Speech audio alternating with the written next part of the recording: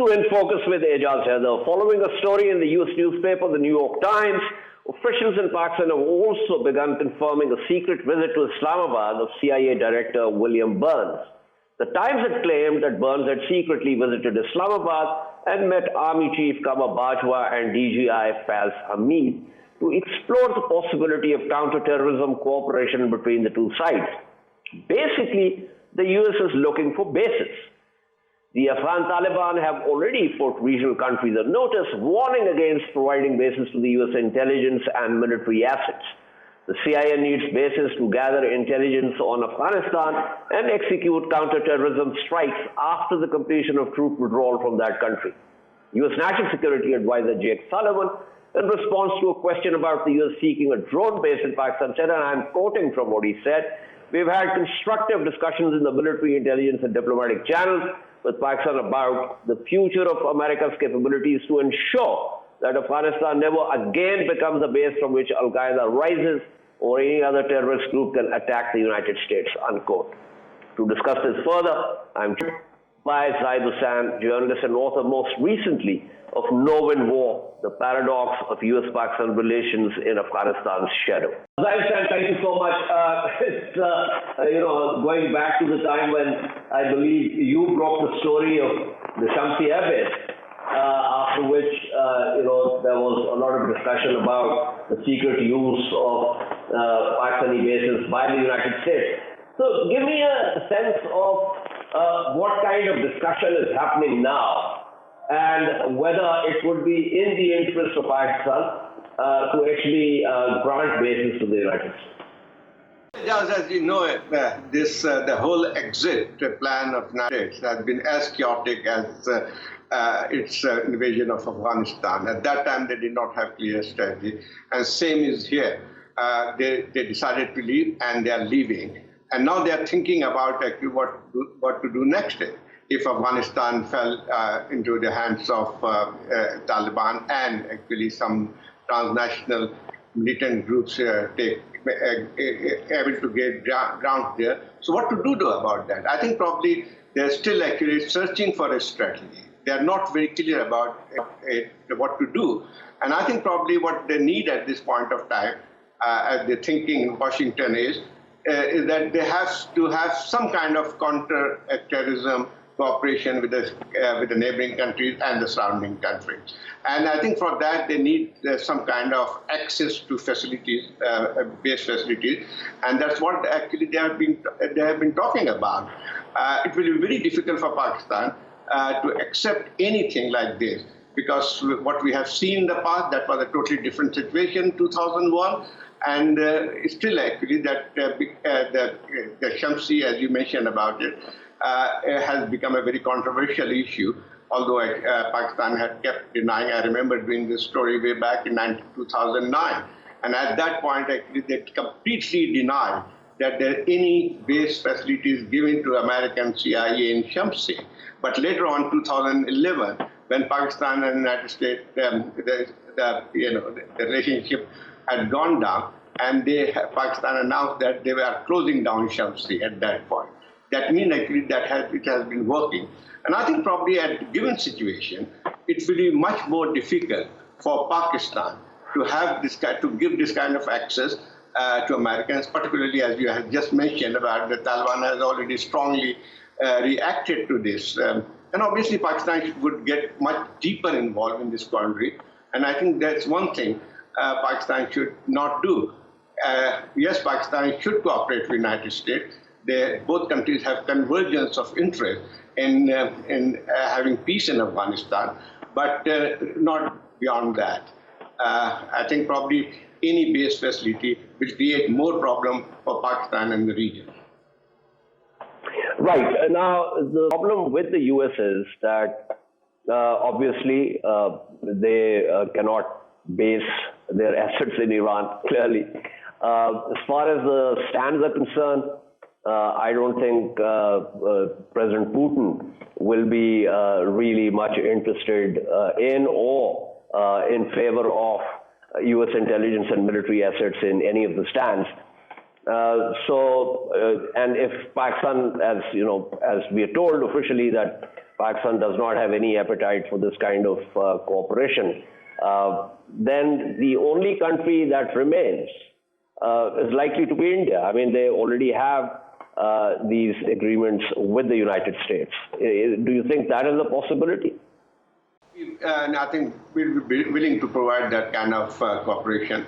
But I think the distance from the, any base from India will be much larger. And for this kind of operation, I don't think it would be suited. Yes, actually, even 2001, India had offered its bases to American forces to invade Afghanistan, but it was not practicable. It was not feasible.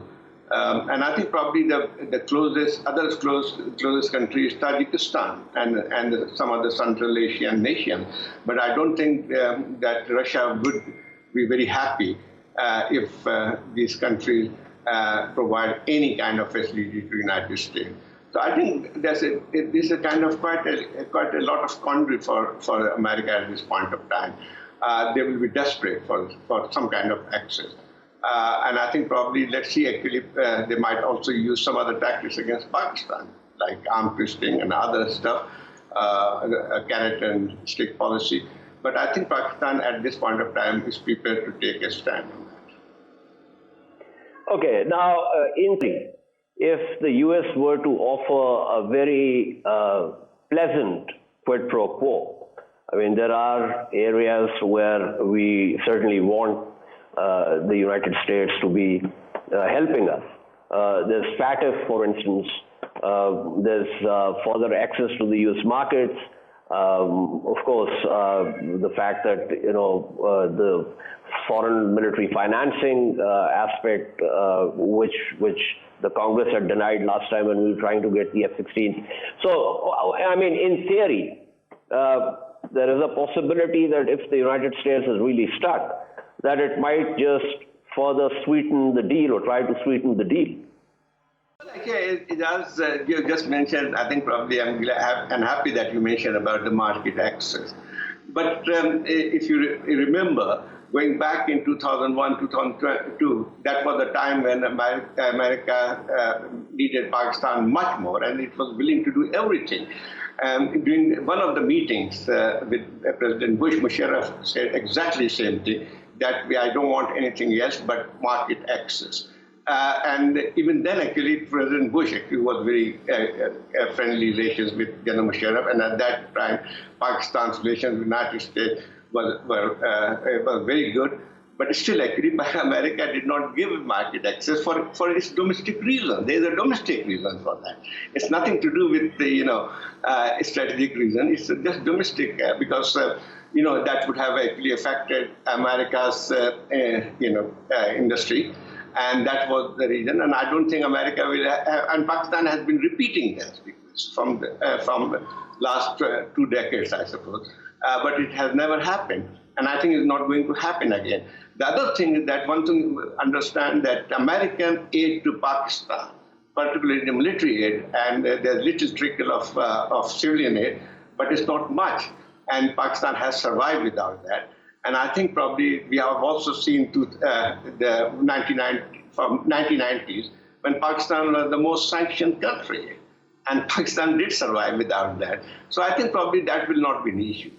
And I think America should also understand, yes, we should cooperate with the United States. I'm not saying that we should completely disassociate with Americans, but we need America. We have to have actually some kind of, this country should cooperate with each other. And in fact, actually, because whatever happens in Afghanistan will have a direct bearing on Pakistan. So it is in Pakistan's national interest to not to let Afghanistan fall in kind of hand of transnational militant groups. So that is. But giving base is a completely different thing altogether. It will actually have a Absolutely. Absolutely. I mean, as far as Afghanistan is concerned, of course, you've written your op-ed today and Dawn, which paints a pretty bleak picture. We'll get to that also in the coming days. But thank you so much. That was Zahid speaking with us. Joining me now is Ambassador Najmuddin Shaikh, former Foreign Secretary. Ambassador Shaikh, thank you so much. So there is a desperation now, unconditional withdrawal from Afghanistan. Now the United States is looking for bases, and they need the bases because they need to have their intelligence and military assets, based there, especially the drones. And it seems that, the only option, the only real geographical option that they have is Pakistan. They can't base it in Iran. Putin is not particularly in favor of their approaching the stands. India would be willing, but geographically not really feasible. What should be our position on this? Zahid Hussain, as you heard, is clearly opposed to any provision, even if there is a very sweet quid pro quo involved. Look, I think first we should be clear about the fact that in Tajikistan, the Indians have a base. And that base is or could be made available without arousing necessarily the degree of antagonism from from Russia, as Zahid is anticipating.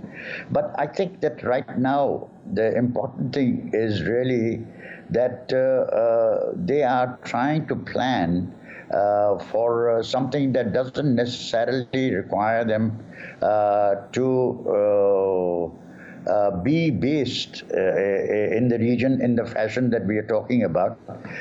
They could very easily do this so long as the airlines of communication and the landline of communication that we currently provide continue to exist.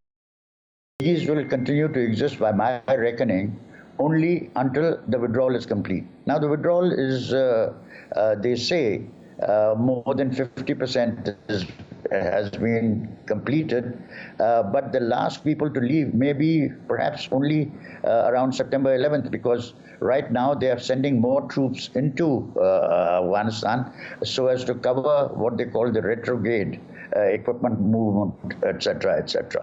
So what we have to be clear about is that our lines of communication, the airline of communication or the landline of communication is available only until that withdrawal is complete. After that, the question of giving bases for drones, etc., does not arise. I think that position is clear to them. With regard to what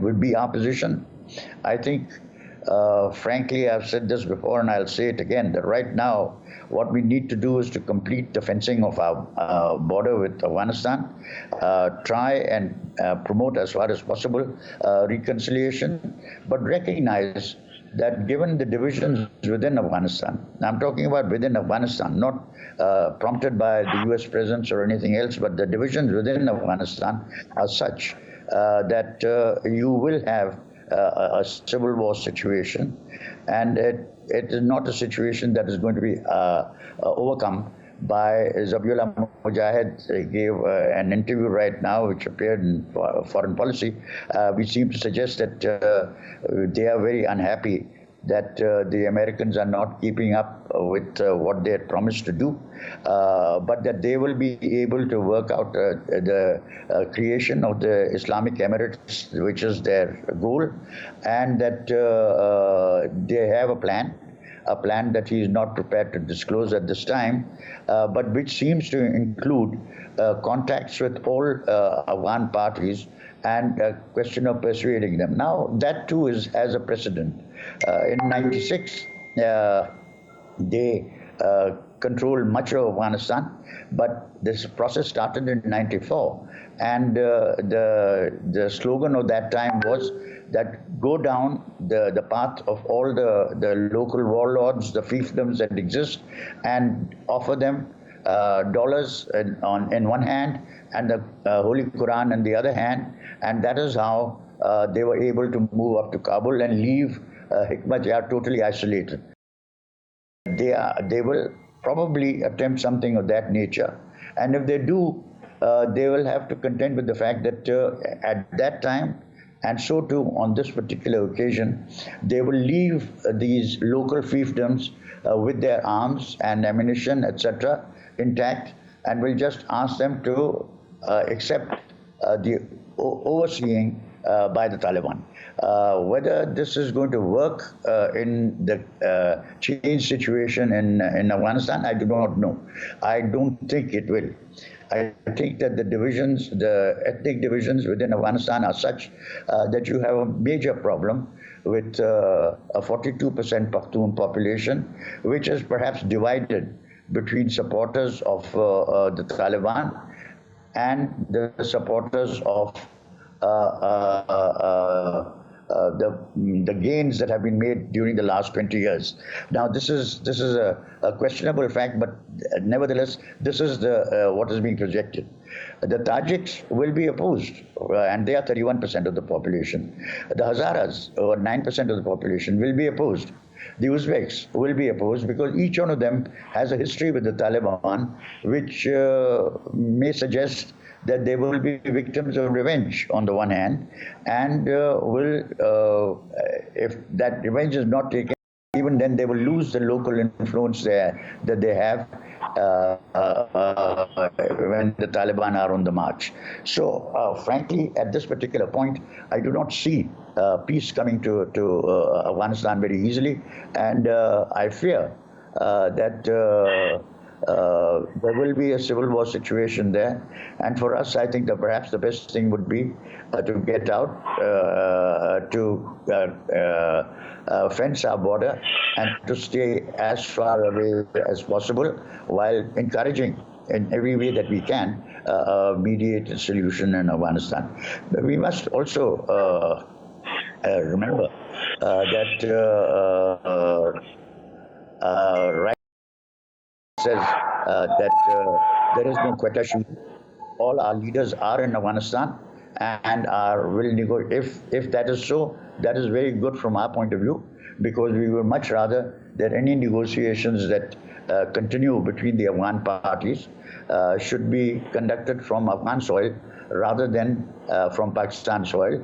But we must also accept that so far as the Afghans are concerned, and Mohib is only one such character who says that everything is being done by the quetta shooter.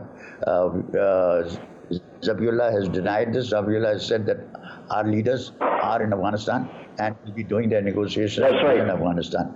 But what I was saying was that I think we should also bear in mind that what we suspect will probably, in terms of decline in the facilities for trade with the United States, this will not happen.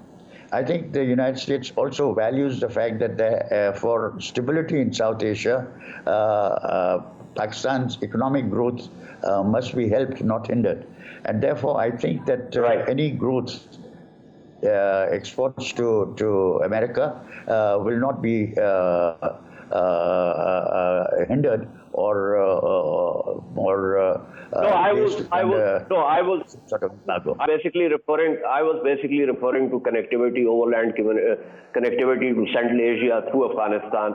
If there's going to be a civil war, of which there's a high likelihood, as you mentioned, then that overland connectivity is likely to not be possible for many years to come. But thank you so much. That was Ambassador Najmuddin Shaikh, former Foreign Secretary, speaking with us. Joining me now is Rahimulla Yusufzai, resident editor, The News. Rahimulla Sahab, thank you for being on the program. We're discussing now, obviously, the Pakistani officials have also said that, yes, William Burns was here. The New York Times had already on 6 June broken this story, and the U.S. is asking for bases. On the other hand, Taliban have already warned any regional country from basing U.S. intelligence and military assets. Zahid Hussain was very clear that we should not allow U.S. bases, so was Ambassador Najmuddin Shaikh. I think there seems to be a consensus on this issue that Pakistan should not get involved in this kind of way, although Pakistan should cooperate with U.S. counterterrorism efforts, but not to the extent of providing them bases. So give me your view on this. Earlier, if I remember well, there was a denial that the U.S. is not making such a demand. Only after the Pentagon official made the statement that we started saying that no, there has been no demand, and that we are not giving any basis, and that the old agreement for the airlines of communication and ground lines of communication is still valid and can be used. Secondly, I think that we should not be becoming involved again in an attack on another country from our side. Giving them airlines of communication, ground of communication, even if you don't give them air bases, it is like allowing your soil to be used, against Afghanistan, whoever there is, because if there are airstrikes, if they want to hit, say, Daesh or Al Qaeda, they will also hit Taliban if they make, a forward move towards big cities like, say, Kabul. Also, many Afghan civilians would be harmed, and that again, they will blame Pakistan.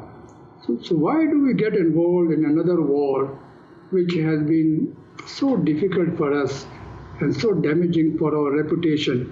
Because if you allow this kind of thing, then you become a party. You are supporting the U.S. airstrikes. And whoever is opposed to the U.S.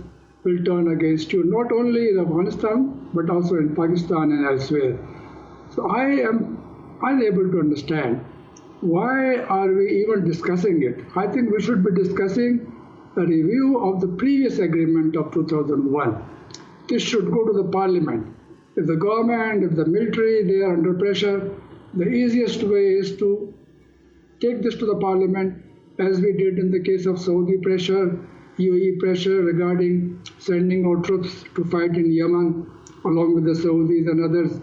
And the parliament said no. And we had a very democratic way of deciding things. Nobody can put pressure on us if the parliament says no, because they represent the will of the people. You are basically very clear on this point that not only should we not even think of providing bases, once the withdrawal is over, we also, as far as the air lines of communication and ground lines of communication are concerned, they should not be, the Americans should not be allowed to use them anymore. And you're also very clear that any previous 2001 agreement needs to be reviewed, and if there is external pressure, then the issue should go to Parliament. Now, there is a lot of clarity in what you have said. Here's the question. There is a high likelihood of civil war given the divisions. And there is a likelihood of a spillover into Pakistan. Now, the moment this war spills over, and I can tell you, the government sources tell me that the Americans are already saying to us, as in to Pakistan, to be prepared to take in more refugees, which we have basically said, no, we can't, we already have enough refugees. So how does one stay out of this? Because even if we try to, a spillover is going to still pull us back into this chaos. Jasab, this worry about the spillover, more refugees, more cross-border infiltration, this should not actually force us, compel us to allow whatever the Americans want. We have to decide things in our own interest, as the Americans are doing. So I believe that, we have faced this issue in the past also. We got refugees after every change of government or after every withdrawal of foreign forces from Afghanistan. And, if the refugees come, we have that experience. We know that no country in the world, including the U.S., has been very helpful in trying to repatriate the Afghan refugees, 2.7 million right now. And let me tell you, have they ever tried to create, a pull factor in Afghanistan, or the money given for establishing schools or houses or creating jobs? Has that money been well spent in Afghanistan? That, I think, is the important thing, because if you don't want to use the push factor, which we are not doing, despite the big burden on Pakistan, the world has to create a pull factor to attract the Afghan refugees to go back. And the most important pull factor, I believe, is security, which depends on the peace process, and then also creating means of livelihood. So I think, these issues can be tackled. We know that people can cross the border. We are trying to fence the border. So we have taken certain steps which will be useful in trying to protect Pakistan. But I think, we should not be creating a long-term issue of this, this perpetual enmity with important stakeholders in Afghanistan. We have to be very careful about that, because our soil was used and we became the enemy for many Afghans and also for many Pakistanis who became part of the TTP and other groups. So I am very clear about it. And I think I'm still surprised why they are not taking it to the parliament. The pressure will be off the government, the democratic government and the military once it goes to the parliament. And I'm sure the parliament will make the best decision. It will say, we don't want to get involved in another war in our neighborhood. Okay, that is as clear can get. Thank you so much. That was Rahimulla Yusufzai speaking with us. We shall take a short break and return to discuss the demand by Kashmiri pundits based in the Jammu region to do an Israel on Kashmiris in occupied and illegally annexed Kashmir. Stay with us.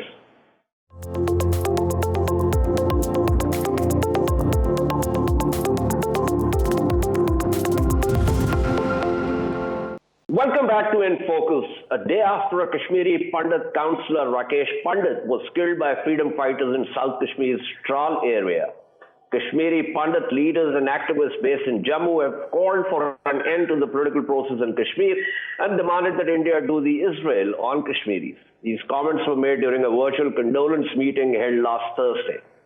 This is incidentally not the first time an Indian has invoked the brutally suppressive policies of Israel against Palestinians and called for emulating that approach in relation to Kashmiris. Back in November 2019, India's Consul General in New York, Sandeep Chakravarti, had called for following the Israel model in occupied Kashmir.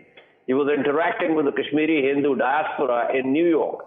His statement had created an international incident, with Prime Minister Imran Khan terming the top diplomat's comments as an example of India's fascist mindset. But clearly, the thinking runs through some sections in India. To discuss this, I'm joined by Gowhar, an eminent Kashmiri journalist and author of Kashmir, Rage and Reason. So, Mr. Geelani, clearly the thinking runs through. I mean, there is probably a sense that, if Israel can get away with this, so can India. Just to give you a little background about this Panun Kashmir, this organization Panun Kashmir is like a militant Hindu organization of Kashmiri Pandits, and they're mostly based in the Jammu region. And they proudly claim to have a deep-rooted relationship with the Rashtriya Swayamsevak Sangh, RSS, and even go on to extend that not only should the Kashmir issue be dealt militarily, but also want to emulate the Israeli model in Kashmir by creating a Hindu Panun Kashmir, which robs the region of Kashmir from its Muslimness and assaults the Kashmiri Muslim identity. And if you heard that prolonged session, which is roughly 3 hours and 30 minutes long, and all the speakers were unanimous that that the Kashmiri Hindus, members of the Kashmiri Pandit community, should be trained in arms, and they should get arms training and then defend themselves, and also be in Kashmir while they create a Panun Kashmir, which is basically Hindu Kashmir. So secondly, they also say that they demand the Narendra Modi government that this government should actually create an Israeli model and grab territory as the Israelis have done in the Palestinian occupied Palestine. So after the territorial control, then what needs to be done is to, take the resources, extraction of resources, exploitation of resources, and then social control. So this is what they have said in their prolonged sessions. But it's not surprising given their background and given their connections with the Sangh Parivar, not only today, but also like this Panun Kashmir, these people have had a relationship with the Hindu Mahasabha. Even in 1947, RSS had its roots in Jammu region at that time also when the Jammu massacre happened. So it has a history and they have these deep connections. And I will talk more once we discuss this further. Absolutely. As a matter of fact, just to corroborate what you're saying, according to reports, Shailendra Aima, who's a member of the Panun Kashmir outfit, he was extremely vociferous, as a matter of fact, went on to also bitterly criticize RSS chief Mohan Bhagwat, also talked about the fact that Sangh is not taking forward the vision of a Hindu Rashtra. Mr. Geelani, as I said, these are obviously the right-wing people with affiliations with the RSS and so on. But as I mentioned, Sandeep Chakravarti, obviously a highly educated Indian Foreign Service officer, who also said the same thing. So I just want to get a sense of whether this kind of approach is also reflected among the educated who are not obviously far right. You have to see that if you read the RSS narratives and RSS, the work, the body of work that is in the public domain from those who espouse the ideology of the Sangh Parivar, this is the reflection of what that diplomat also said, and this is what the RSS has been saying from day one. And they even go back to 7,000 years and say that, and claim that there has been systematic persecution of the Hindus. And while they also claim that Kashmir essentially is, it was a lake, and then it was a, Hindu kind of land, and they want to reclaim it. But I also wanted to talk about, Sheikh Muhammad Abdullah had in his autobiography, Atash-e-Chinar, The Blazing Chinar, made a reference to a certain section of Kashmiri Pandits as fifth columnists, that, he accused them of carrying tales back to Delhi. And in this prolonged session that we are talking about, in which, they paid homage to one of the, slain BJP councillors, Rakesh Pandita, they said that they are proudly Indian agents and they are the fifth columnists. And the language used was that hum hain, हम हैं भारतीय agent और हम हैं खबरी और हम वो करते रहेंगे, that we will continue to be informers for Delhi. But you touched upon a very important point, that the entire tone, if you look at the tone in that conversation, they were criticizing the Indian state for being in terms of in terms of its constitution being secular, and they were saying that the RSS and this government in particular had failed actually to make it a full-fledged Hindu state, and they were like spewing fire on also the former National Security Advisor and the current National Security Advisor of India, and saying that a lot of promises were made to them, but not all of them have been met. So this has been a pattern that when the narrative is created, these lesser-known NGOs or organizations like Panun Kashmir surface, and then there are a lot of articles written in certain publications like Op India and other print India.com and all that. So then the action follows that we have seen in the last 7 years. First, a narrative is created in the media, and then it's like shown that because there is a demand for such and such thing, and there is a narrative, and then the act actually is sort of justified. But I must also place this on record that these Panun Kashmir actually do not represent the entire Kashmiri Pandit community, which roughly forms 3% of the entire population of Jammu and Kashmir. There are sane members of Kashmiri Pandit community like Nitasha Kaul, like Mona Bhan, Suir Kaul, and academics and filmmakers like Sanjay Kak, and others like common Kashmiri Pandits who continue to live in Kashmir, who have never left the valley, or those who even migrated to Jammu or other parts of India, but they do not hold this view. So this, because we have to understand where Panun Kashmir is coming from, they have deep-rooted connections with the RSS. But yes, coming back to your question that is it do other people also think, educated people think on the same lines? Yes, you would find an overwhelming majority in Hindu belt of India, especially the cow belt, who view Kashmir from a civilizational and ideological point of view, where the Kashmiri is automatically a Muslim and perhaps also a de facto Pakistani citizen. Right. I'm very happy that you've mentioned that not all Kashmiri Pandits hold this view. And you mentioned some names, there are other names also. And so it's important to have this very clear distinction. And so, because the viewer must understand that we're not here propagating a particular point of view, but looking at the picture in a holistic fashion. Now, last we spoke on this program, Geelani Sahib, you mentioned there were rumors and all that, and then there's these administrative measures. And you just talked about the fact that, the narrative is set, and then obviously they go on to do certain things. So in terms of these administrative measures, in terms of these delimitation and the rest of it, what is your sense of what's happening on the ground, and how much of that is likely to plug in to what these right-wingers were asking during this virtual condolence meeting? Yeah, one thing, Mr. Heather, is that there has been deployment in the northern parts of Kashmir, but there are also other conflicting reports that actually the Indian paramilitary Central Reserve Police Force, the CRPF, is replacing the Rashtriya Rifles, which is part of the Indian Army, and they are perhaps sending Rashtriya Rifles to the LAC in the Ladakh region. Because there is some concern that the LAC could be hot again.